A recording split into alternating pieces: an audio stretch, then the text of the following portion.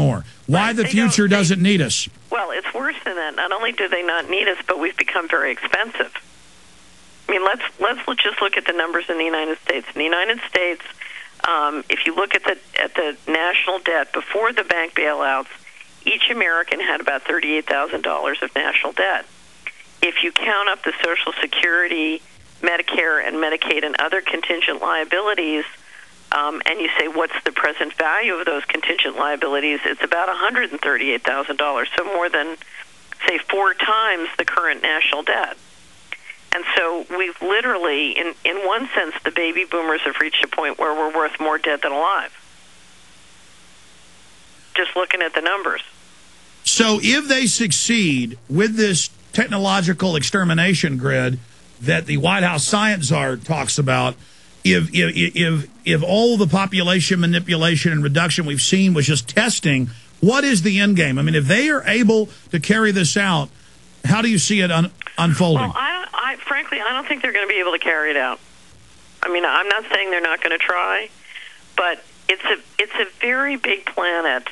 What all of us need to understand is, in a world where, let's just take as an assumption that we can be irradiated by a satellite, by invisible weaponry from space, how do you push back against something that is that ubiquitous, both in terms of ability to force or ability to manipulate, whether it's through the media, your iPhone, or whatever?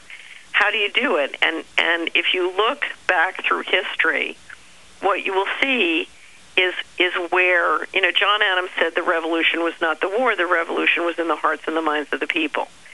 And Alex, we're talking about a point of view and a way of being which is unbelievably black.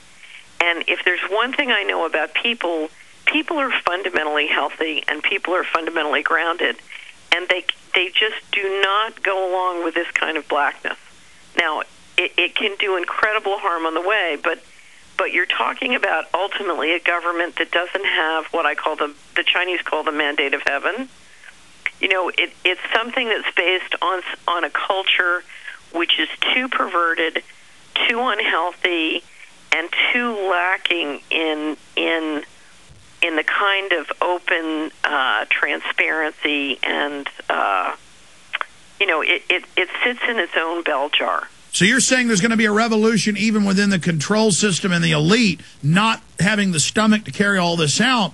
The problem is, and correct me if I'm wrong, if that's not what you mean by that, or this revolution in the mind, and I agree with you, that's happening as members of the mid-level establishment really figure out, my God, this really is a giant extermination system, then we see them racing to go to full robotic aircraft, full robotic tanks, full remote control systems where you have robotic factories that manufacture and that engage in the upkeep of the systems, and then it's all deployed. Basically, a Terminator Skynet system is what they're building, but it's controlled by humans. Right, but you cannot run a large operation or enterprise, let alone a world government, on force. It has to have some kind of moral authority. It has to have some kind of vision and values that inspire its members to be loyal. Force is not enough. And so that's why they stage terror attacks and the elite play the part of the victim.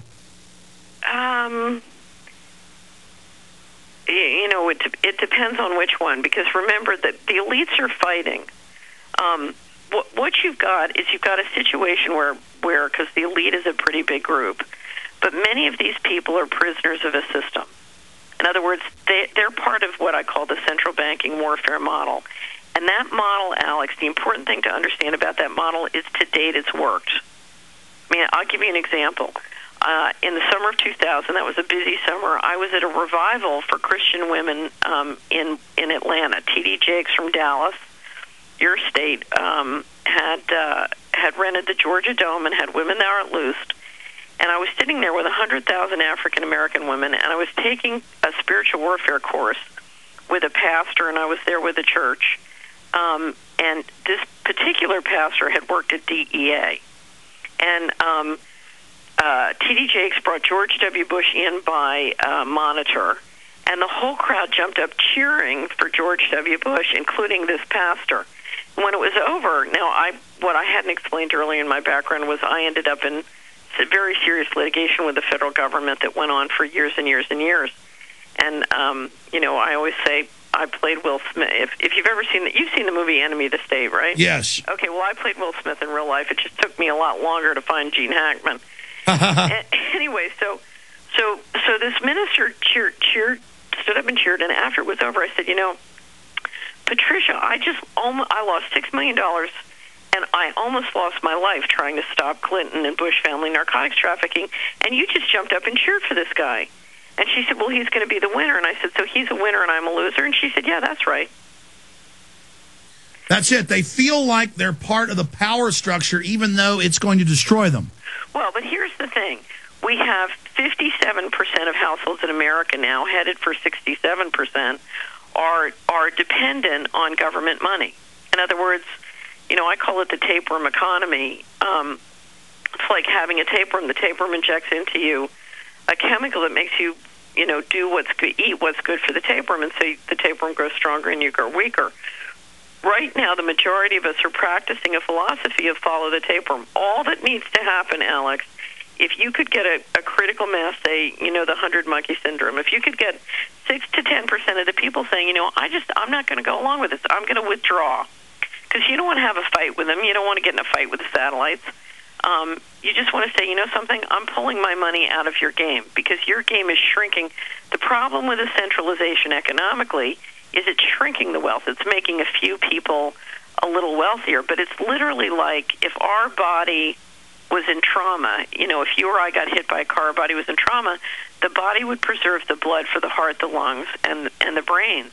What's happening now is the economic body is preserving the blood for the toes and the fingers, and it's cutting off the blood from the heart and the brains. And that's why we're literally contemplating, is this depopulation? Because you're literally killing off the real economy so you can centralize it. Because when you flood a country with this much government money and government debt to keep things going, that's what you're doing.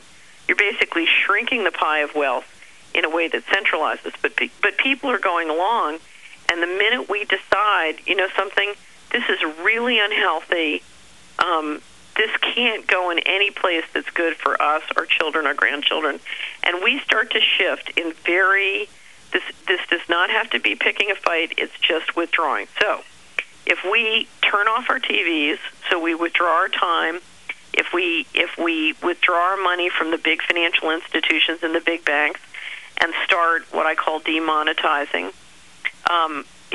if you come into any county in America, Alex, you will find, literally one person has got their savings and bank CDs that are in a large New York bank. Another one has their IRA in stock of that same large New York bank, and their best friend is borrowing money from that New York bank on their credit card for 23%. So the first two women are making 3 to 4% if they're lucky, and their friend is borrowing that money back for 23%. Well, why do they need a big New York bank to be in the middle of them? Exactly. They should be loaning to each other and keeping it all local. Right. Let me give you another example. In Tennessee, because there is here's where the opportunity is. When you start to dig in and you bring transparency to how the money works in a place, and you say, look, let's withdraw from the tapeworm system in a way that makes us money, because the problem we have is our wealth is shrinking. So we need to find a way to withdraw from the system that expands our wealth and stops us from getting drained financially.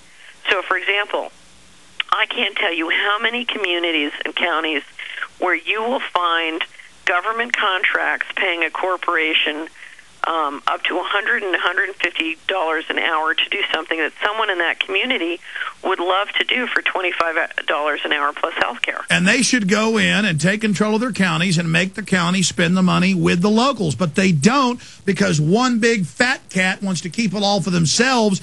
Just at a primitive level, they don't want anybody else in the little town getting uppity. They have the same neurosis that the elite has, an instinctive need to keep people down around them, but in the process, they destroy their own future. Well, but I think most people are scared. It's complicated, it's scared. How do you organize to do something that's effective? Now, let me give you an example. In Florida and Tennessee, I'm sure it's more states too, the foods I live in Tennessee, 20% of our population is now on food stamps. 20%, Alex. Now, there was a woman in Florida who worked all her life and then lost her job when the economy went down. She got food stamps. She had problem with the food stamps, called the food stamp hotline, the customer service line, to discover that the woman she was talking to, who was helping, doing customer service for her food stamps, worked for J.P. Morgan Chase in India. Okay? So the government is paying her not to work. At the same time, the government is paying somebody in India to do a job she could do.